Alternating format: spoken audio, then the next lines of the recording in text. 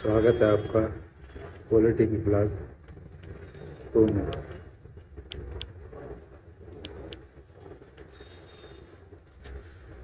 पिछली क्लास में हमने पढ़े थे रेगुलेटिंग एक्ट 1773,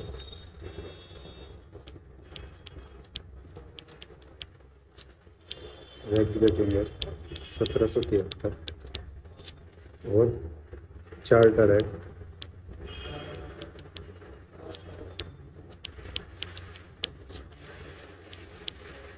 1833 और एक और चार्टर एक्ट 1853। इन दोनों के बीच में हमने पढ़ा था 1781 का act of settlement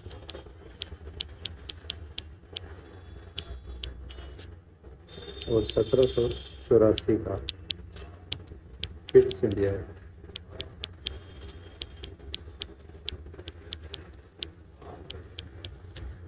in acts में हमने देखा किस तरीके से जो भारत की राज्य व्यवस्था थी वो चेंज हो रही थी। 1773 से पहले कंपनी का रूल था, ईस्ट इंडिया कंपनी का। 1773 में ब्रिटिश गवर्नमेंट ने, ब्रिटिश पार्लियामेंट ने उनको रेगुलेट कंट्रोल करने के लिए एक्ट जारी किया, एक्ट बनाया, रेगुलेटिंग एक्ट 1773। फिर उसके बाद हर 20 साल पर चार्टर एक्ट आते गए। 1773 में जो फर्स्ट स्टेप हुआ जो वो था foundation of central administration.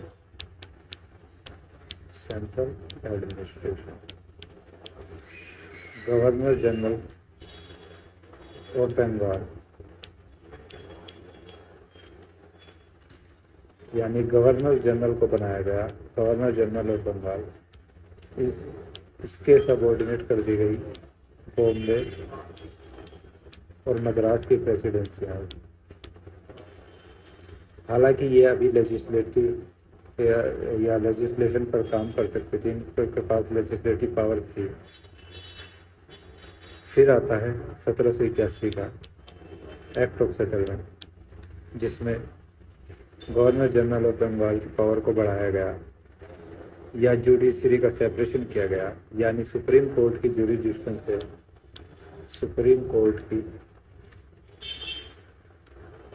Jurisdiction से गवर्नर जनरल और इसकी काउंसिल, एग्जीक्यूटिव काउंसिल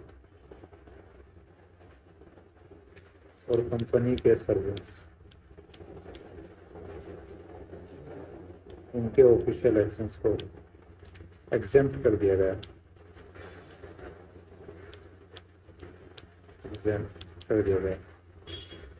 यानी कि जुडिशरी का सेपरेशन कर दिया गया गवर्नमेंट से। गवर्नमेंट्स यानी गवर्नमेंट देखेंगे गवर्नर जनरल और उसके एग्जीक्यूटिव काउंसिल, जिनके डिसीजन पर सुप्रीम कोर्ट कोई एक्शन नहीं ले सकता था। 1784 में पिट्स इंडिया एक्ट आया। पिट्स इंडिया एक्ट में क्या किया, एक डबल गवर्नमेंट स्थापित की। कैसे? इसमें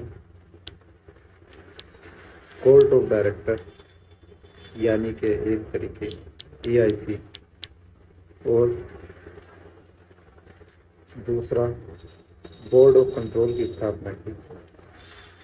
बोर्ड ऑफ कंट्रोल ये देख लेगा पॉलिटिकल फंक्शन, ये देखेगा कमर्शियल फंक्शन। तो इस तरीके से एक डबल गवर्नमेंट की स्थापना की। फिर आता है चार्टर एक्ट 1833। 1833 में जो गवर्नर जनरल था उसको बना दिया गया गवर्नर जनरल ऑफ इंडिया, यानी जो गवर्नर जनरल ऑफ बंगाल था उसको बना दिया गया गवर्नर जनरल ऑफ इंडिया। यानी कि यहाँ पर सेंट्रल एडमिनिस्ट्रेशन की नींव पड़ी, ये फाउंडेशन थी। यहाँ पर कंप्लीट सेंट्रलाइजेशन कर दिया गया, कंप्लीट सेंट्रल एडमिनिस्ट्रेशन। यानी यहाँ पर जैसे ये बॉम्बे और मद्रास की प्रेसिडेंसियाँ थी, उनके पास अपनी अपनी लेजिस्लेटिव पावर मौजूद थी, लेकिन यहाँ गवर्नर जनरल ऑफ इंडिया की पोस्ट क्रिएट होने के बाद सारी की सारी पावर इसके पास चली गई और बॉम्बे और मद्रास के पास कोई पावर लेजिस्लेशन के ऊपर नहीं बची। इसके बाद आता है 1853 चार्टर एक्ट 1853। ये बड़ा ही इम्पोर्टेंट लैंडमार्क रहा, क्योंकि इसने पहली बार क्या किया, जो गवर्नर जनरल की एग्जीक्यूटिव काउंसिल थी,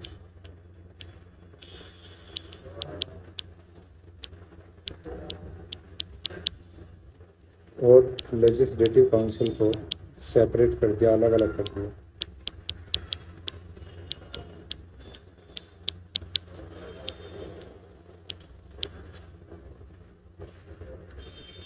साथ ही इनमें मेंबर्स भी कुछ बढ़ाए, लेजिस्लेटिव काउंसिल में मेंबर भी बढ़ाए, इसमें मेंबर भी बढ़ाए, लेकिन मेन जो था एग्जीक्यूटिव काउंसिल का सेपरेशन, और दूसरा सिविल सर्विसेज में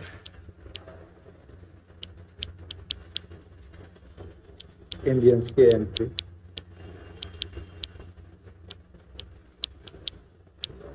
और ओपन कंपटीशन।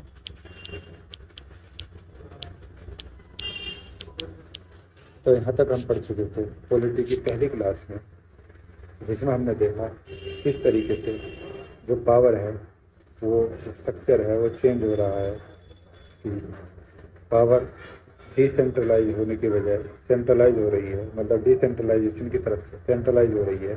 पहले बॉम्बे, बंगाल, मद्रास, इनके पास अपनी अपनी लेजिस्लेटिव पावर थी, धीरे धीरे वो सब सेंट्रलाइज होकर गवर्नर जनरल ऑफ इंडिया पर आ गए।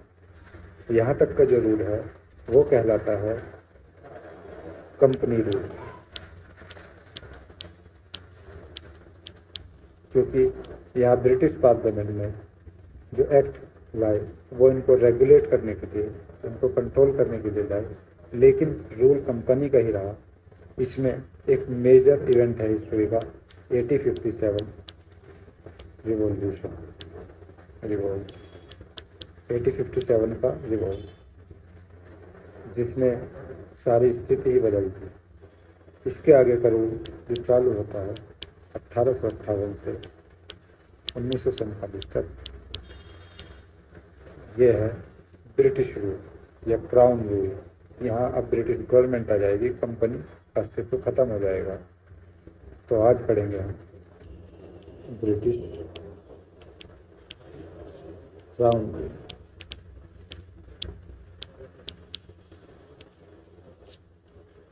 1857 की क्रांति का जो रिवोल्ट था, इसको बोलते हैं सिपॉय म्यूटनी। ये जो सिपाही थे वो विद्रोही हो गए थे। इस चीज को ब्रिटिश पार्लियामेंट में स्ट्रेटेजिक फेलियर माना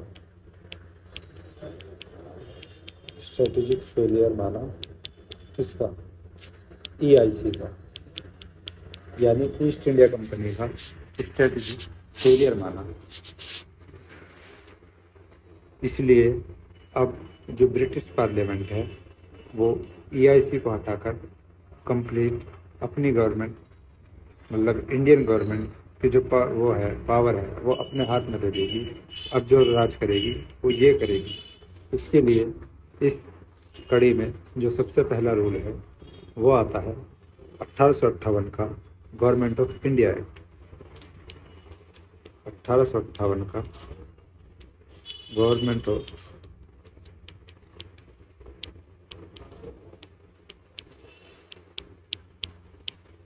इंडिया एक्ट।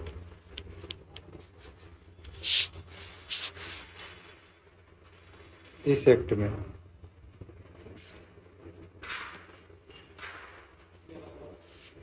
जो मेन पॉइंट है वो है कि जो गवर्नर जनरल ऑफ बंगाल को गवर्नर जनरल ऑफ इंडिया बनाया गया था पहले। अब जो गवर्नर जनरल ऑफ इंडिया है उसको बनाया जाएगा वाइसरॉय, यानी GGI, governor general of India हो जाएगा वाइसरॉय। वाइसरॉय यानी कि वाइस प्लस रॉयल। वाइसरॉय दो अल्फाजों से मिलकर बना है, दो वर्डों से मिलकर बना है, वाइस और रॉयल। रॉयल यानी कि राजा या रानी, यानी क्राउन। वाइस माने आप सभी जानते हैं, जैसे वाइस प्रेसिडेंट होता है वो रिप्रेजेंटेटिव होता है प्रेसिडेंट का, यानी अगर कहीं पर प्रेसिडेंट अवेलेबल नहीं है तो उसकी जगह कार्य कौन करेगा? Vice president.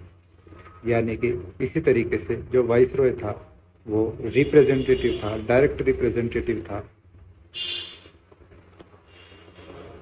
किसका? क्राउन का, ब्रिटिश क्राउन का। लेकिन ये डायरेक्ट ब्रिटिश क्राउन को रिपोर्ट नहीं करता था, ये रिपोर्ट करता था, एक नई पोस्ट क्रिएट की गई, secretary of state. Secretary of state यानी कि वाइसरॉय रिपोर्ट करेगा सेक्रेटरी ऑफ स्टेट को, सेक्रेटरी ऑफ स्टेट रिपोर्ट करेगा क्राउन को। जो वाइसरॉय है ये होगा इंडिया में और सेक्रेटरी ऑफ स्टेट होगा कहाँ? ब्रिटेन में। वाइसरॉय के पास ऑलरेडी एग्जीक्यूटिव काउंसिल और लेजिस्लेटिव काउंसिल है, जो कि गवर्नर जनरल ऑफ इंडिया के पास ऑलरेडी थी, उसी को अब बाय डिफॉल्ट वो वाइसरॉय की होगी। जो सेक्रेटरी ऑफ स्टेट है ब्रिटेन का, उसके लिए, क्योंकि ये न्यू पोस्ट है, न्यू पोस्ट क्रिएट की गई, तो इसके लिए एक 15 मेंबर की एडवाइजरी काउंसिल का गठन और किया गया। 15 मेंबर की एडवाइजरी या सलाहकार समिति काउंसिल, इसका एस्टेब्लिशमेंट और किया गया। जो सेक्रेटरी ऑफ स्टेट है वो पद में बड़ा होगा वाइसरॉय से और कंप्लीट अथॉरिटी होगी सेक्रेटरी ऑफ स्टेट की। जो सेक्रेटरी ऑफ स्टेट है वो होगा लीगल बॉडी। लीगल बॉडी मतलब इसके कोई भी एक्शन पर इस पर मुकदमा चलाया जा सकता है। जैसे रॉबर्ट क्लाइव इंडिया में रहे, उन्होंने एक हीरो की तरह ब्रिटिश, यानी कि जो ब्रिटिश पीपल थे उनके लिए एक हीरो की तरह वो यहाँ थे, लेकिन जब वो ब्रिटेन गए तो उन पर मुकदमा चला गया। उनके जो बोल्ड डिसीजन थे, उन्होंने कुछ अपने डिसीजन की वजह से जो ब्रिटेन में लोग बैठे थे उनको नाराज़ किया, तो जब वो ब्रिटेन वापस पहुँचे तो उन पर मुकदमा चलाया गया। इसी प्रकार जो सेक्रेटरी ऑफ स्टेट है वो भी अगर कुछ ऐसा करता है जो ब्रिटिश क्राउन को पसंद नहीं आता है, ब्रिटिश के लोगों को, पार्लियामेंट को पसंद नहीं आता, तो इस पर भी मुकदमा चलाया जा सकता है, चाहे वो इंडिया में हो चाहे वो इंग्लैंड में हो। हालांकि 1858 ने स्ट्रक्चर में कोई चेंज नहीं किया, जो इंडियन गवर्नमेंट का स्ट्रक्चर था उसमें कोई चेंज नहीं किया। सिर्फ गवर्नर जनरल ऑफ इंडिया को वाइसरॉय बनाया गया, नाम चेंज हो गया, बाकी स्ट्रक्चर ऐसे ही है। Governor general of India, central सारी पावर उसके पास है, ऐसे ही वाइसरॉय के पास है। ब्रिटेन में थोड़ा चेंज हुआ, ये सेक्रेटरी ऑफ स्टेट बनाएगा, पर इंडिया का जो फंडामेंटल स्ट्रक्चर है वो ऐसे ही रहा। सिर्फ क्या है, पावर जो है वो कंपनी के हाथ से निकल कर अब कहाँ आ गई? ब्रिटिश गवर्नमेंट के। और जो वाइसरॉय था, जो पहला फर्स्ट वाइसरॉय बना, वो था लॉर्ड कैनिंग।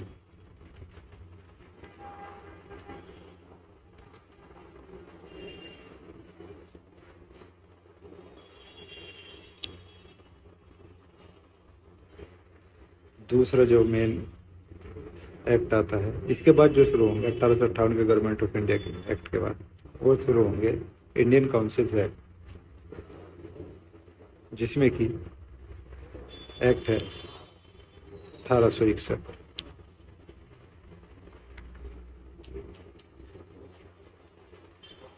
1861 और 1892 इंडियन काउंसिल एक्ट।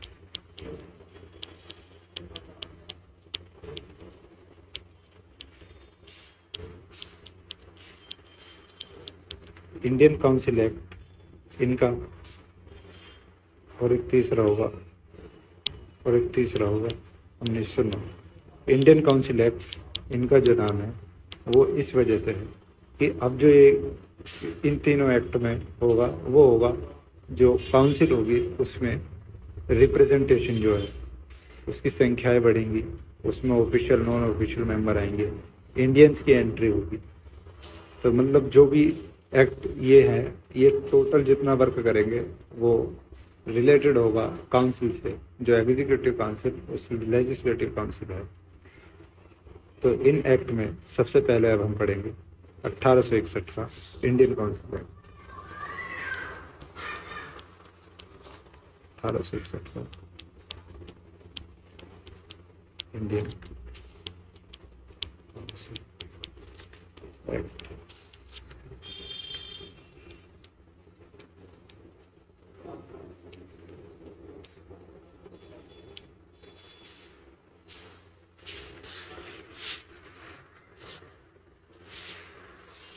ये 1861 का जो एक्ट है इसकी एक वजह ये भी रही कि 1857 की क्रांति, जैसे कि उन्होंने ईस्ट इंडिया कंपनी को के मैनेजमेंट को एक फेलियर के रूप में देखा, तो ब्रिटिश गवर्नमेंट ने 1858 में पावर अपने हाथ में रहने के बाद ऐसी पॉलिसी बनाने की कोशिश की कि 1857 जैसी जो रिवोल्ट है या कंडीशन है वो दोबारा क्रिएट ना हो।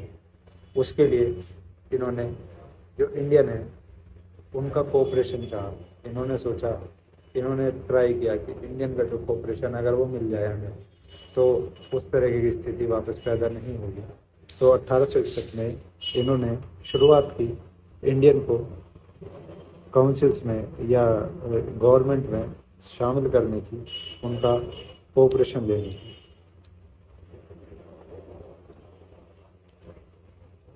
तो इसमें होती है beginning.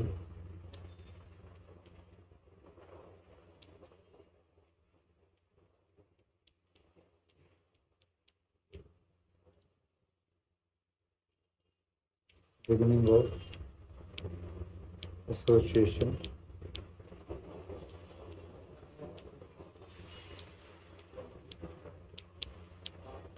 Of Indians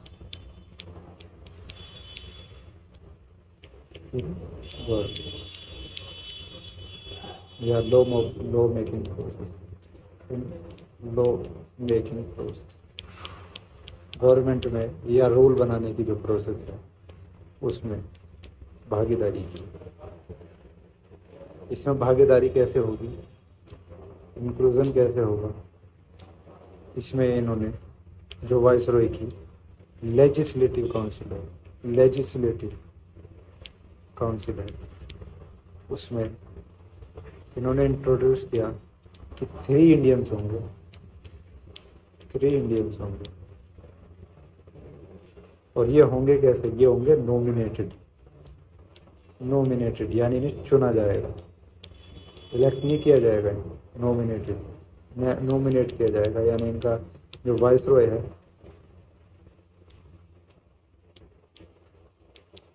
nominated, nominate कौन करेगा इनको, वाइसरॉय, वाइसरॉय नॉमिनेट करेगा। तो सीधी सी बात है जो इंडियन ब्रिटिशर्स के वफादार होंगे उनको ही भागीदारी मिलेगी, उन्हीं को मिलेगी। इसमें 3 इंडियंस के जो थे वो थे, एक था राजा ऑफ बनारस,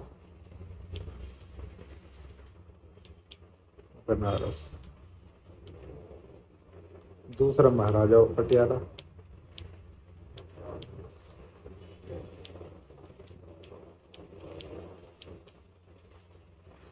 तीसरा दिनकर राव। ये तीनों ही अंग्रेजों के वफादार थे, तो इंडियन के लेजिस्लेटिव असेंबली में होने ना होने का कोई इम्पैक्ट नहीं था। लेकिन फिर भी एक शुरुआत हुई कि जो इंडियन है वो वायसरॉय की लेजिस्लेटिव काउंसिल में आएंगे।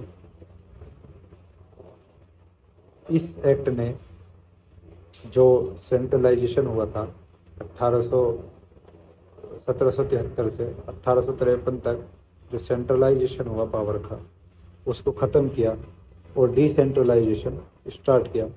यानी कि जो बॉम्बे डिसेंट्रलाइजेशन डिसेंट्रलाइजेशन पावर का विकेंद्रीकरण, इसमें जो बॉम्बे और मद्रास थे, इनको इनकी लेजिस्लेटिव पावर वापस दे दी गई।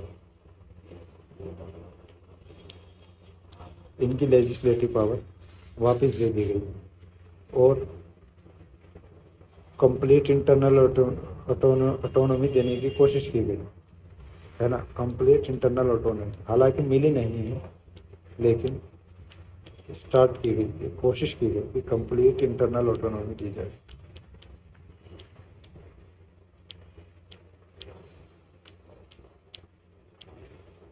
ऑटोनॉमी दी जाए।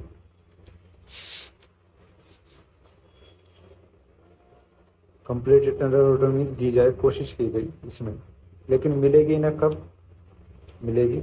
1937 में। 1937 में मिलेगी, लेकिन इन्हें इनकी लेजिस्लेटिव पावर दे दी गई, पावर का डिसेंट्रलाइजेशन कर दिया गया। जैसे पहले 1773 में फाउंडेशन पड़ी सेंट्रल एडमिनिस्ट्रेशन की, 1773 के बाद फिर 1833 में, यानी कि लगभग 60 साल बाद 60 साल बाद कम्प्लीटली जो पावर है वो सेंट्रलाइज हो गई थी, गवर्नर जनरल ऑफ इंडिया बन गया था। इसी तरीके से इनको स्टार्ट किया गया डिसेंट्रलाइजेशन 1861 में, लेकिन कंप्लीट डिसेंट्रलाइजेशन होगा, यानी प्रोविंस जो है उनके पास कंप्लीटली इंटरनल ऑटोनॉमी होगी, वो मिलेगी इन्हें 1937 में जाकर। इसमें न्यू लेजिस्लेटिव काउंसिल भी स्थापित की गई प्रोविंसेस में। सेंटर में तो ऑलरेडी है लेजिस्लेटिव काउंसिल, लेकिन जैसे बॉम्बे है, मद्रास है, ये प्रोविंसेस है, इनके अंदर लेजिस्लेटिव काउंसिल की भी स्थापना की गई। लेजिस्लेटिव काउंसिल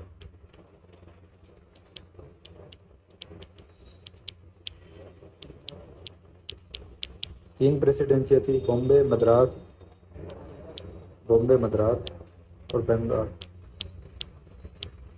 इन तीन को तो मिलेगी, ये तो हम पढ़ते ही आए हैं, लेकिन इनके अलावा और किसको मिलेगी?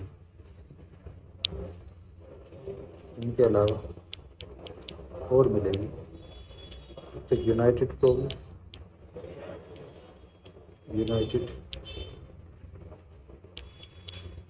प्रोविंस और दूसरा मिलेगी पंजाब।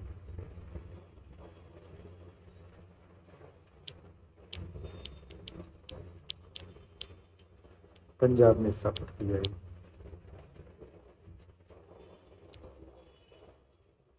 और दूसरा, इसमें जो मेजर पॉइंट एक और है वो है, इसने इंट्रोड्यूस किया पोर्टफोलियो सिस्टम।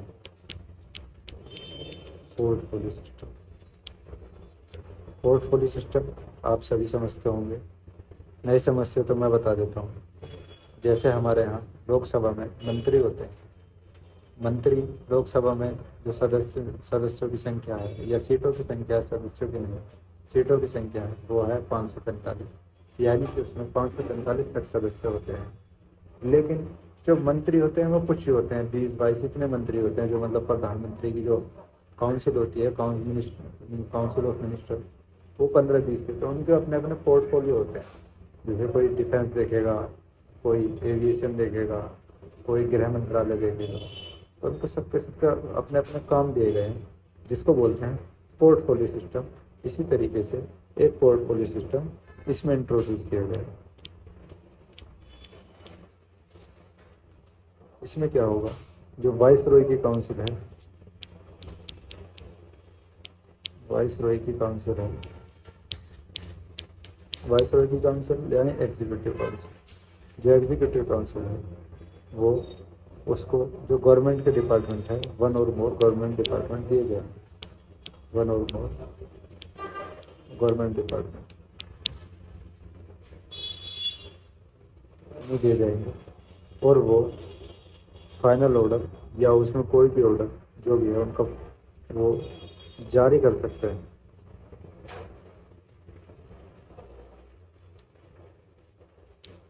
एक छोटा सा प्रोविज़न और इसमें कि जो वाइस रॉय है वो जारी कर सकता है क्या, ऑर्डिनेंस, किस कंडीशन में, किस कंडीशन में, इमरजेंसी में। इसकी अवधि कब तक रहेगी, लाइफ कब तक रहेगी इसकी, 6 ऑर्डिनेंस क्या होता है, ऑर्डिनेंस होता है एक तरीके से जैसे जो लेजिस्लेटिव काउंसिल है वो रूल बनाती है। अगर कोई इमरजेंसी की कंडीशन है तो वाइसरॉय बिना लेजिस्लेटिव काउंसिल की सलाह से कोई भी रूल बना सकता है जिसको बोलेंगे ऑर्डिनेंस, लेकिन इसकी अवधि जो रहेगी 6 माह तक ही रहेगी। ऐसा ही कुछ आज के सिनेरियो में राष्ट्रपति के पास पावर होती है कि वो इमरजेंसी या आपातकाल में ऑर्डिनेंस जारी कर सकता है, कोई भी अध्यादेश जारी कर सकता है यानी रूल बना सकता है जिसकी अवधि 6 महीने होती है। तो ये था 1861 का एक्ट। अगली क्लास में हम पढ़ेंगे इंडियन काउंसिल एक्ट 1892। तो आज की क्लास यही ख़त्म करते हैं।